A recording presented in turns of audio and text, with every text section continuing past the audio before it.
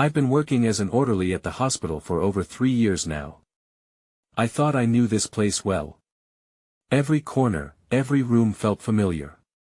But a few months ago, I started picking up extra night shifts. That's when things got weird. At first, the shifts were quiet, which I liked. I cleaned, stocked supplies, and checked on patients. I could hear the hum of fluorescent lights and the occasional beep from machines. It was calm. But then, on my third night, I heard a tapping sound. It came from the supply closet. I thought it was a loose pipe or maybe the wind. I walked over and opened the door. Nothing seemed out of place. Still, the feeling of unease sank in. I shook it off and resumed my work. The next week, the tapping continued. Night after night, like it was trying to get my attention. I started seeing fleeting shadows in the corners of my eyes. Sometimes, patients would cry out, but they didn't look in pain. They looked scared. I felt this tight knot in my stomach. I couldn't explain why everything felt wrong. Then, one night, it got worse. I was walking down the empty hallway when I saw a wheelchair sitting right in the middle of the floor. It shouldn't have been there. I stopped and stared. Suddenly, it started moving on its own, gliding down the corridor. My heart raced. I couldn't believe what I was seeing. I tried convincing myself it was just my tired mind playing tricks. As the weeks went by, I wondered if I was losing it. There were the tapping, the crying, and now that wheelchair. It kept me awake at night. I talked to my coworkers, hoping they might have seen or heard the same things. But each time I mentioned it, they shrugged it off, telling me I was just tired. Maybe I was. I didn't know what to think anymore. Then came the night that really shook me. I was sitting at the nurse's station, scanning the hallway, when I heard the tapping again. It was louder this time, calling me. I stood up, my hands shaking. I slowly walked down the corridor. Sure enough, the wheelchair was waiting for me again. It looked empty. I felt a chill run down my spine when I heard a voice say, "Why are you still here?" I whipped around, but there was no one behind me. The hallway stretched out in silence. I tried to rationalize it, but deep down, I knew something was off. I wanted to scream, but I couldn't. I stared back at the wheelchair, frozen in place. My breath quickened. I needed to leave that night shift. But something held me there. The tension was thick, like I was being watched. I never found an answer. I kept checking the supply closet, hoping for a clue. Each time, it was empty. The tapping stopped eventually, and the wheelchair stayed still. But I still felt the weight of those nights. They haunt me. In my mind, there's a shadow that lingers, waiting for the next dark shift to begin. That next shift felt different. As I entered the hospital, a chill wrapped around me. The usual fluorescent lights buzzed overhead, but today, they flickered like they were trying to send me a warning. I took a deep breath, reminding myself I had a job to do. I started my rounds, checking rooms and monitoring patients. It was all routine at first. I checked the supply closet again, half hoping, half anxious about what I might find. Nothing except shelves stocked with supplies stared back at me. I closed the door, but the tapping began again. This time, it wasn't just a knuckle rap, it was rhythmic, almost like a heartbeat. I felt beads of sweat forming at my temples. I stepped back out into the hallway, listening intently. The sound seemed to drift further along the corridors, teasing me to follow.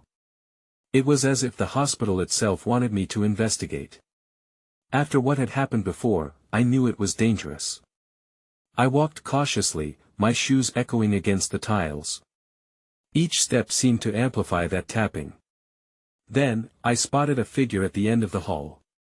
It was too far away to see clearly, but it moved against the backdrop of light, thin and swaying like grass in the wind. Something constricted around my throat. I stepped back and called out, but my voice sounded weak in the emptiness. As I hesitated, the figure turned slightly. My heart plummeted. I was certain it was a patient who had escaped their room. Panic surged through me as I rushed forward. But when I reached the spot, it was empty. The hallway was silent again. Confused, I turned back, but as I did, I felt a cold breath on my neck. I spun around, and there it was again, the wheelchair. It was positioned exactly where I had first seen it, seemingly waiting. This time, a deep dread settled in my stomach. I could see it was not alone, just beside it lay an old, worn teddy bear. It was dirty and frayed. I couldn't help myself. I took a step closer, driven by an urge I couldn't explain. That's when I saw it, a name tag on the bear, Lucy. My heartbeat roared in my ears. I remembered hearing a nurse mention a little girl named Lucy some time back. She had been a patient, but her stay ended tragically. I shivered at the thought. Suddenly, the lights flickered again, plunging me into darkness for a split second. When they returned, the wheelchair had moved a few inches, toward me. I stumbled back, heart pounding. It felt like a challenge. Just as I turned to escape, I heard a whisper, clearer than ever, "Help me." Everything within me screamed to run, but I was rooted in place. The air thickened, and the room felt stifling. I was left standing there, faced with a choice. Should I help this lost spirit, or leave it all behind? In answering that question, I didn't know what I was setting into motion. But something told me I had to take that leap. Just as I reached for the wheelchair, the lights went out again, and this time, the darkness felt alive. When the lights flickered back on, I was no longer alone. The wheelchair was now inches from me, the familiar teddy bear lying flat on the floor. It felt wrong, like its beady eyes were watching my every move. I wanted to turn and run, but instead, I knelt down, feeling an odd pull toward that stupid bear. "What do you want?" I whispered, half expecting the answer to come from the bear, like it could somehow speak. I felt foolish, but the loneliness of the moment made me ask anyway. The air shifted, heavy with unanswered questions. Then, a sudden rush of air swept through the corridor, a cold blast that sent chills down my spine. I turned to find the hospital room doors flung wide open. I barely registered my own body moving as I stepped toward them, urged forward by some unseen force. My heart raced faster now, a frantic drumbeat in my ears. Just inside the room, I spotted an old hospital chart pinned to the bed. Lucy M. was written across the top in scratchy handwriting. The chart was old, yellowed, like it had been untouched for years. That thought sent a jolt through me. What if the little girl never really left? What if she was still here? As I flipped through the pages, the details became a blur of medical terms and treatment plans. But one phrase hit me like a slap: condition hopeless. Underneath this, scribbled in red ink, were the words, "last seen asleep." I stepped back, overwhelmed. Then I heard it again, the tapping, this time more insistent. It echoed around the room, pressing against my chest like a weight. I looked around, trying to locate the source. The sound resonated behind me. I turned, and that same figure I'd seen before appeared at the door, backlit by the hospital lights. "Help me," it said flatly, and the voice was unmistakably that of a child. Panic coursed through me as I stumbled back. This moment felt surreal. I struggled to catch my breath. My instincts screamed for me to run, but I couldn't tear my gaze away from the figure. "Lucy?" I whispered, testing the name on my tongue. The figure didn't respond, but it stepped closer, and suddenly, the lights blinked out again, leaving me in darkness. The whisper grew louder, swirling around me like wind through trees. Then, without warning, the lights flickered back on. The figure was no longer at the door, it was beside the wheelchair, pointing downward at the floor. My heart raced. Was it directing me to something? Cautiously, I approached, looking down where the finger seemed to indicate.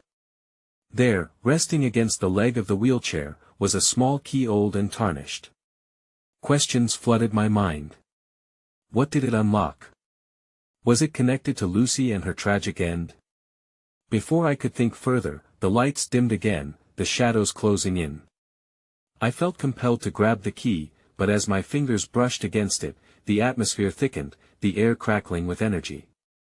Then a cold gust blew through the room, sending a rush of dread down my spine. I staggered back, gripping the key tightly, as whispers filled the air. Help me, what had I done? I realized I was in over my head, and soon enough, I'd need to face whatever awaited me in the dark. The night was just beginning, and I was already in too deep. I stood in the dim light, the key clutched tightly in my hand. The whispers grew softer, almost pleading. It was as if Lucy's spirit was afraid, stuck between worlds, and somehow I was supposed to be part of it. I felt a mix of fear and urgency. What if I could help her? But at what cost? I took a shaky step back toward the door, glancing one last time at the wheelchair. The figure was gone again. Lucy. I called out, but my voice trembled, lost in the cold silence of the room. Suddenly, my phone buzzed loudly in my pocket, causing me to jump. I fumbled to pull it out, expecting a call from my coworker, but it was just a text from Jeremy. Where are you? We need you in the ER. I almost replied, but a shadow flickered at the corner of my eye. I turned quickly, heart pounding. The light stuttered once more before dimming, casting long, twisting shadows across the floor. I backed up against the wall, the key burning a hole in my palm. Just then, I felt something brush against my leg. My stomach dropped as I looked down to see the teddy bear, seemingly tossed across the room, now lying at my feet. It was as if it wanted my attention, the beady eyes glinting in the faint light. I knelt down again, despite every instinct telling me to run. Are you trying to tell me something? I whispered to it, hoping for some sign. But before I could get an answer, a loud, echoing bang broke the silence, like a door slamming somewhere in the hospital. My heart raced again, and I glanced nervously around the room. I had to get out of here. I couldn't shake off the feeling that something was watching me. I stayed low to the ground, my eyes scanning for anything unusual. That's when I remembered the key. The old hospital chart had mentioned a storage room just down the hall. It was possible that whatever secrets Lucy held could be found there. I needed to know, despite the dread settling in my bones. With one last look at the teddy bear, I shoved it aside and crawled toward the door. I hesitated, then pushed it open, feeling the chill in the air rush over me. The corridor stretched onward, dark and oppressive. As I ventured out, I noticed the faint glow of the emergency lights flickering at the end of the hall. I moved quickly, my heart hammering in my chest.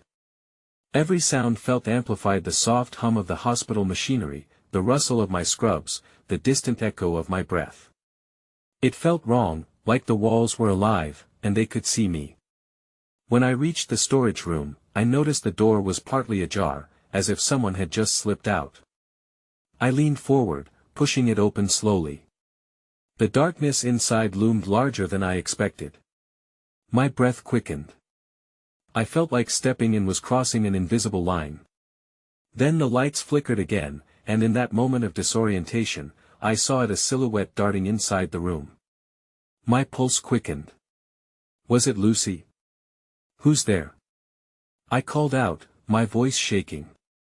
The door swung wider, and I stepped through, feeling the weight of those watching eyes pressing in. The air chilled sharply.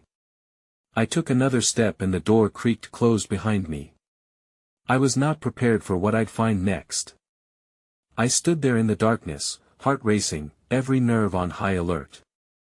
I could barely make out the shape that had darted across the room, and my instinct was to flee, but my feet felt glued to the floor. I forced myself to take a deep breath and scan the shadows, looking for any sign of movement. The storage room smelled of dust and something else, something stale. I squinted into the darkness, trying to make sense of what I saw. Old equipment was piled haphazardly in the corners, and boxes labeled with faded stickers lined the walls. I took a hesitant step forward, feeling the cool air brush against my skin. "Lucy." I called out again, this time louder, more desperate. I could barely keep my voice from quivering. "Is that you?" Silence. The kind that weighs heavy in the air and makes every sound seem loud. I stepped cautiously further into the room, the key dangling from my fingers. I reached for my phone, intending to use its flashlight, but stopped short when I heard a faint rustling sound behind me. My blood ran cold. Spinning around, I aimed the phone's light to illuminate what was behind me. Then, to my shock, I saw it. A small, wooden box nestled in the shadow beneath a broken shelf, almost hidden. It had ornate carvings and a rusty latch that looked like it hadn't been opened in ages. Driven by a mix of fear and curiosity, I approached the box. My pulse quickened again, but I couldn't turn back now. I knelt down, feeling the chill of the concrete floor seeping through my scrubs. As I inspected the box, I noticed an inscription carved into the top. "For when the memories return." What does that mean? I whispered aloud, unable to shake the feeling I was about to uncover something significant. My fingers brushed the latch, and I hesitated again. It felt wrong, like I was on the brink of something I couldn't understand. Just as I was about to open it, the air in the room shifted, a draft whipping around me. Suddenly, the lights flickered to life, and I jumped back in shock. My breath caught as I caught sight of the reflection in a nearby window. There was a figure standing behind me. Before I could fully process it, the lights blinked out again, plunging me into darkness. Panic kicked in as I fumbled, struggling to turn on my phone. I could hardly breathe, the cold sweat drenching my back. "Get it together," I whispered to myself. I quickly turned on the flashlight, and the beam cut through the thick blackness. But when I turned back to the window, the figure was gone. Just my racing heart echoing in the emptiness. Then came a soft sound, like a giggle, but deeper, almost distorted. It echoed around the room, making every hair on my body stand up. "No, no, no," I muttered, backing away from the box. I shoved it back under the shelf. Whatever was inside, whatever it held, wasn't mine to take. But as I moved, I realized I was not alone. The shadows twisted against the wall, coalescing into something darker, something real. Eyes, gleaming and hungry, blinked in the dim glow of my phone. I spun around, ready to bolt for the door, but my path was blocked. "Who's there?" I called out, my voice trembling.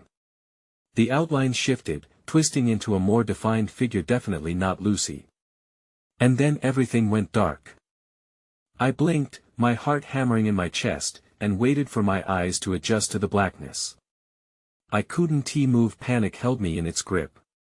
The silence was thick, wrapping around me like a suffocating fog. I swung my phone's flashlight in wide arcs, searching for any sign of what had just been there. "Hello?" I croaked, my voice barely above a whisper. No answer came, just the emptiness of the storage room, as if it were waiting for me to give in to my fear. I felt a surge of courage and began to back up slowly, trying to get to the door. The shadows seemed to stretch and shift, and I couldn't shake the feeling of being watched. Just as I turned to bolt, I stumbled backward over something on the floor. Flailing, I caught myself against the shelf, and a cloud of dust erupted into the air. I coughed, squinting through the semi-darkness. That's when I spotted it again, a glint, a flash of metal among the debris. My curiosity overrode my instincts, and I took a cautious step closer. It was a key, old and rusty, laying amidst discarded equipment. I hesitated, but the urgency of the moment compelled me to reach down and grab it. As soon as my fingers closed around the cool metal, I felt a chill sweep through the room. The shadows darkened, pulling together once more, and I knew I had to leave. But a prickling sensation at the nape of my neck told me I wasn't alone. I raced for the door, shoving it open and propelling myself into the hallway. The sudden light felt blinding, but I blinked and pressed on, barely registering the few scattered supplies along the way. The steady hum of fluorescent lights overhead provided little comfort as I glanced over my shoulder, half expecting something to follow me out. I needed to find Lucy. I sprinted toward the nurse's station, but the common area was empty. Where was everyone? I caught a glimpse of the clock on the wall, almost midnight. Had I really been down there for so long? The pang of unease grew as I realized how isolated I felt. Lucy? I called, my voice echoing through the quiet. An eerie silence lingered, amplifying my fear. Just then, I heard a faint sound, as if someone was whispering from somewhere deep within the halls. Hello? I yelled again, hoping to break the stillness. Is anyone there? Still nothing. My thoughts raced. Had she gone home? That didn't make sense. She would never leave without telling me. Maybe I should check the break room. Sometimes, she took a short break there to recharge. As I moved toward the break room, the air shifted, and a door slammed shut somewhere behind me. I jumped, heart racing, and swung around, ready to confront whatever lay in the shadows. But it was just another empty hallway. Then I saw it, an outline at the end of the corridor. My breath hitched as the figure turned toward me. I could barely make out the features, but there was no mistaking it. It was Lucy, but she stood completely still, the expression on her face inscrutable. I called out, relief flooding me. Lucy! What are you doing?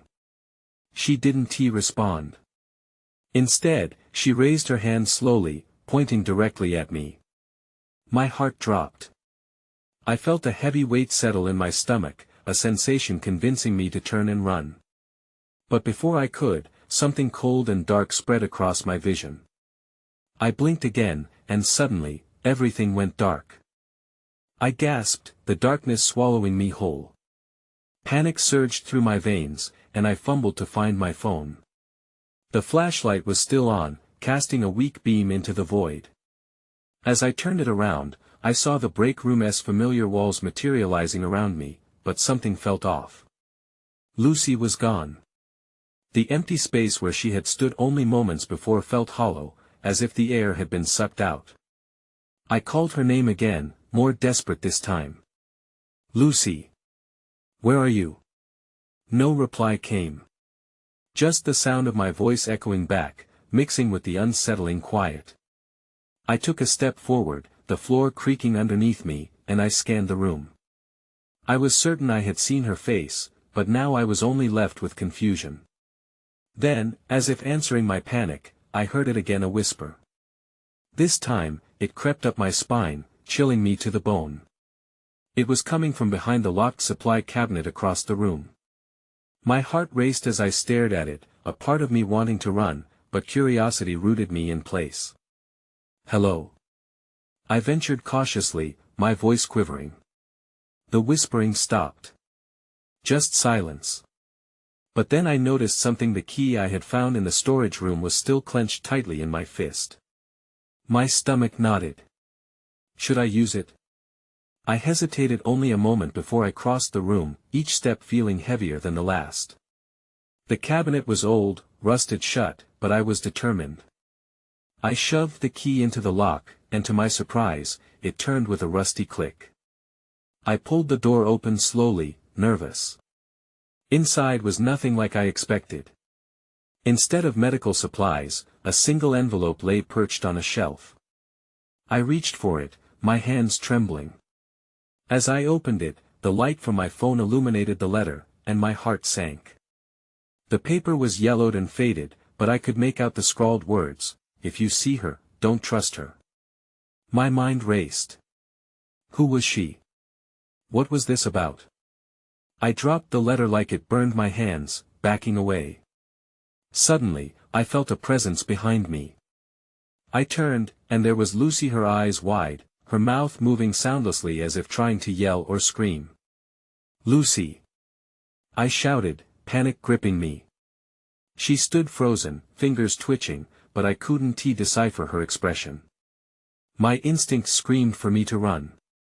I bolted out of the break room, nearly colliding with the wall as I rounded the corner. I needed to get out of the building, to find someone, anyone.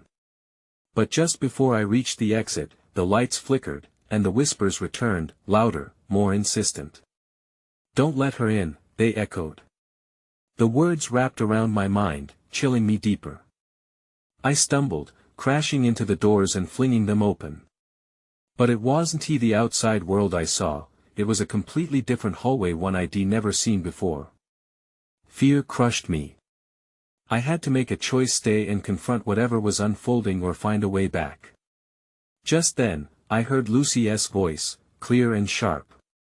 "Help me." My heart plummeted. She was in trouble, and I was the only one who could help her. What was happening? What did I just step into?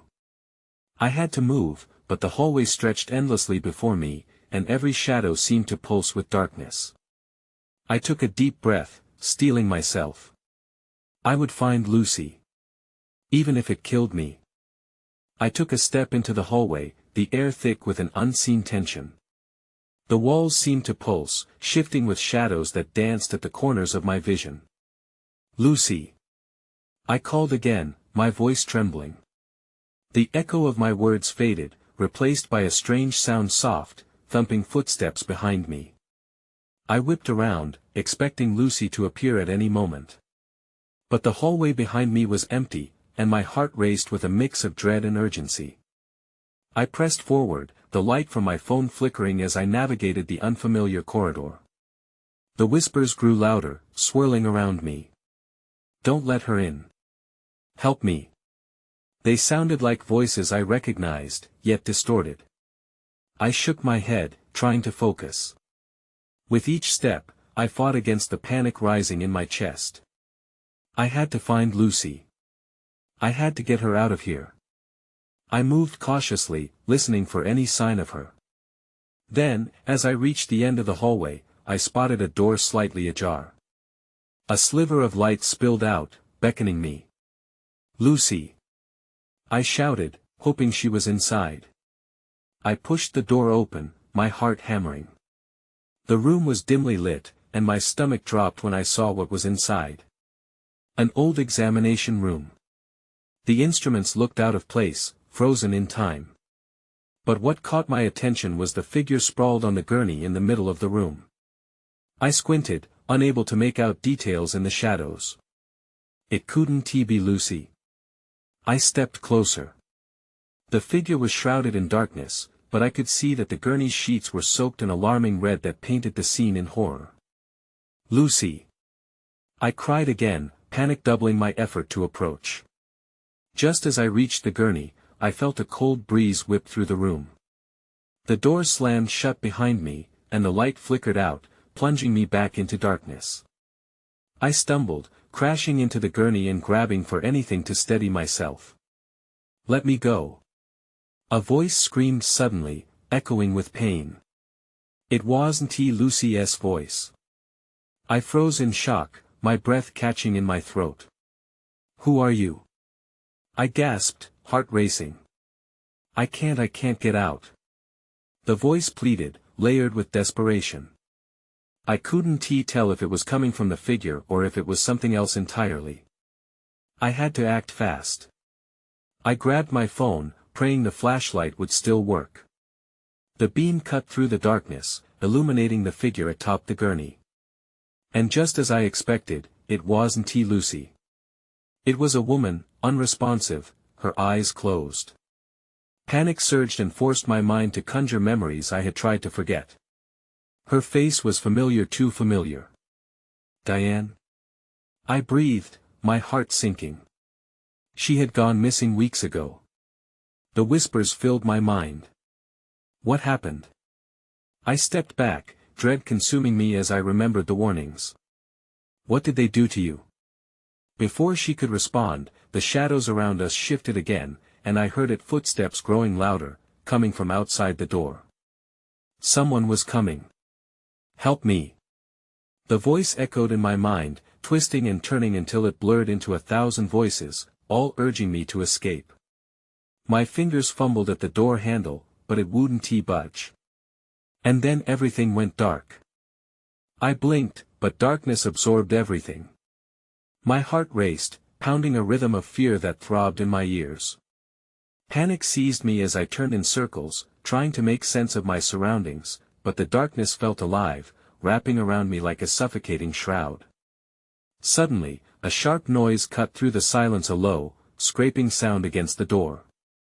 My breath caught as I stepped back, instinctively moving away from the source. I gripped my phone tighter, praying for some flicker of light. With a trembling hand, I turned the flashlight back on, the beam shakily illuminating the cramped space. The gurney was still there, the figure of Diane frozen as if caught in a horrifying dream. But the whispers had intensified, swirling around me in a cacophony of pleas and warnings. "Help me. She's coming." The voices mingled, a chilling chorus that seeped into my bones. Just as I focused on the sound, the door creaked open. A thin slice of pale light cut through the darkness. I held my breath, desperately hoping it was Lucy. "Lucy!" I shouted again, but my voice trembled, tinged with fear. The figure that stepped into the room was not her, I could tell even from the silhouette. It was a man. He moved with unnatural grace, cloaked in shadow. The air felt heavier with each step he took toward me, and I instinctively retreated until my back hit the gurney. "What do you want?" I stammered, refusing to let him see how scared I truly was. "I'm here to help," he said, his voice rough yet smooth. "But you need to listen." I hesitated. "Help with what?" The man glanced at Diana's figure, then locked his gaze back on me. "You need to leave. They're watching. They know you're here." I shook my head, still grasping for some reason to trust him. "Who is watching? What have you done to her?" The whispers surged again, drowning out my thoughts. I couldn't shake the feeling that I was being pulled into something far deeper than I could understand. His eyes flickered with urgency. "I didn't do anything. But you have to act fast. If you don't leave now, you might end up like her." He gestured at Diane, his expression tight with concern. I wanted to scream for Lucy again, but something told me she was not coming. The shadows around the man grew, twisting ominously. I needed to make a choice. "Do you have a way out?" I asked, voice barely a whisper. He nodded, stepping closer, and suddenly I caught a glimpse of his face under the light, haggard, haunted. "Follow me. Trust me." Before I could react, I heard the unmistakable sound of footsteps again, much closer this time. A sudden chill swept through the room as if the air itself was alive. The man didn't wait for my answer, he lunged forward and grabbed my wrist, pulling me toward the door. My instincts screamed at me to resist, to run the other way, but something about his urgency struck a chord. Then everything shifted. The door slammed shut behind us, locking out the whispers but bringing only silence and unsettling silence.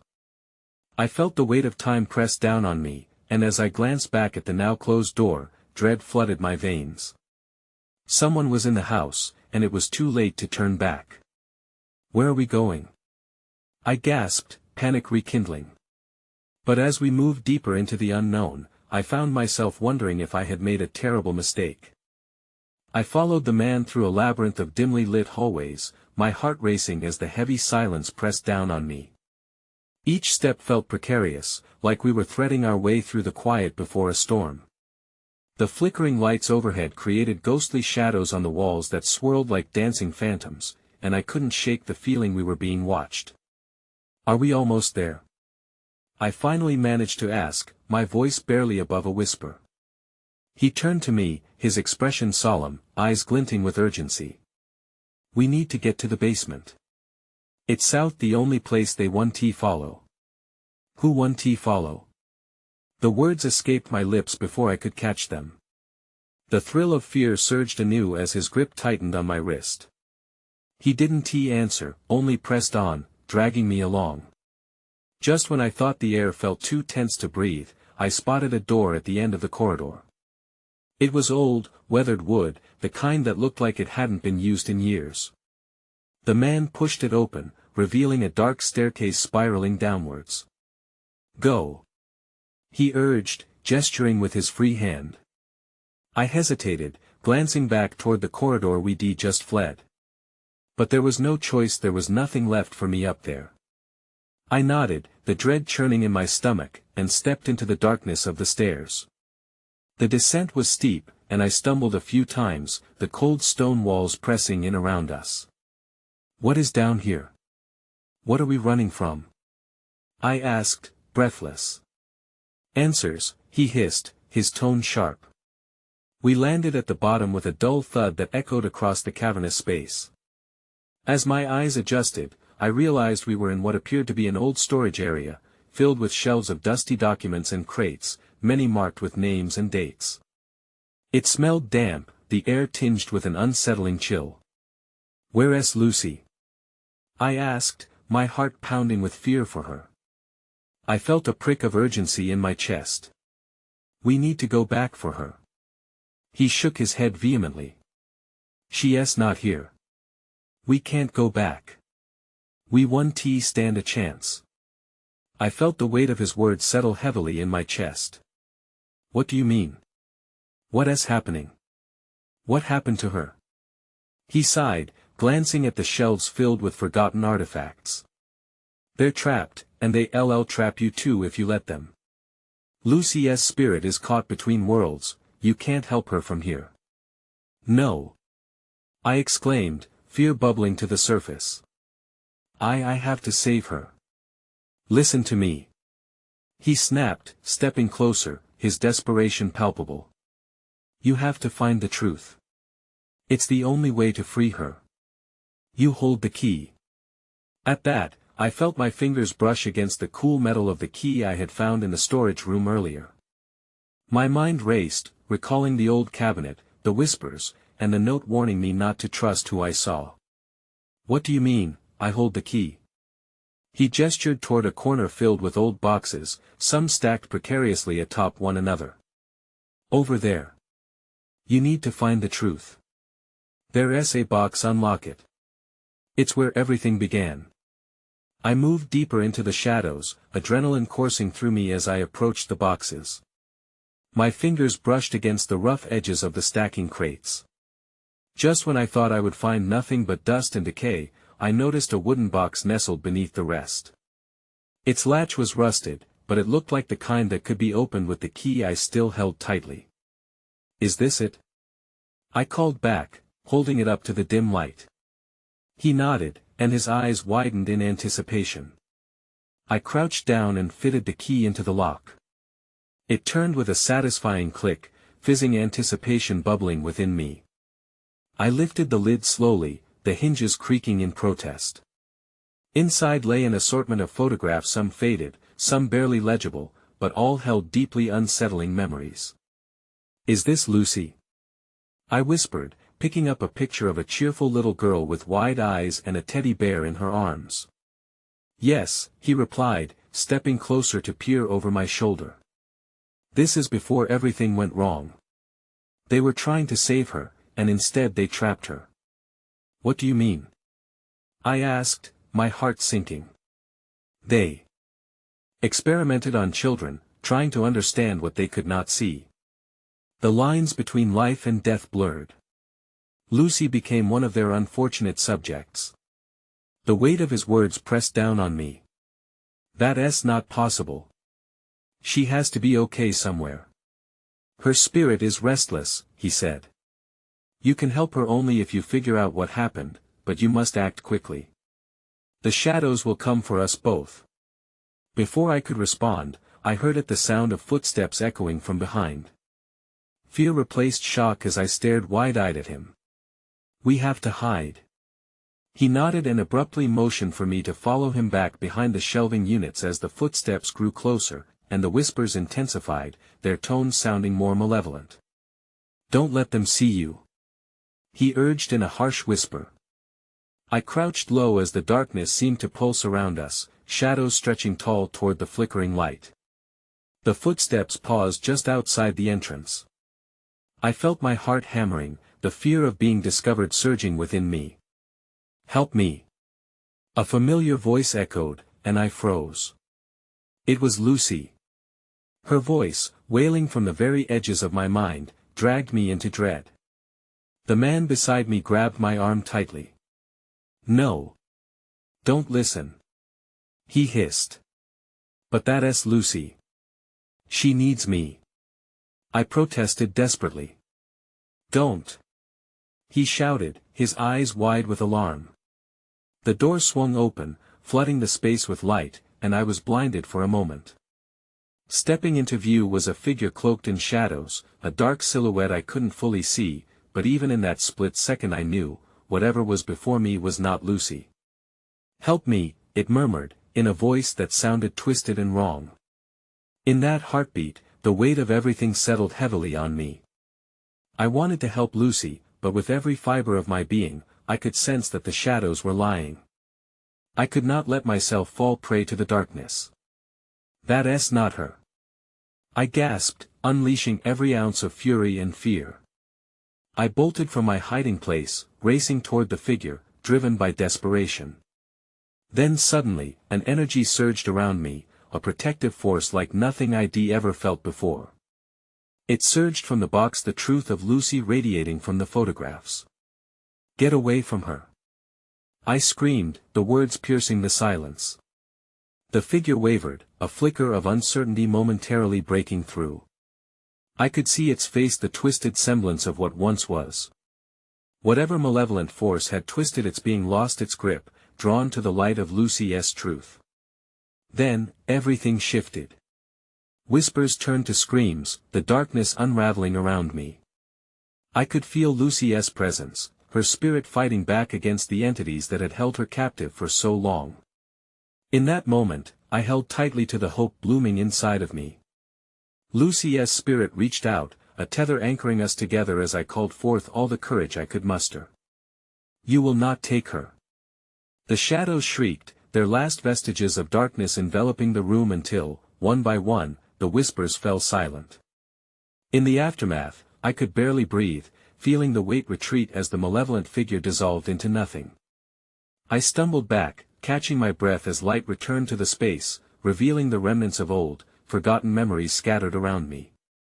I glanced around, the photographs still swirling in my mind, their meanings taking shape.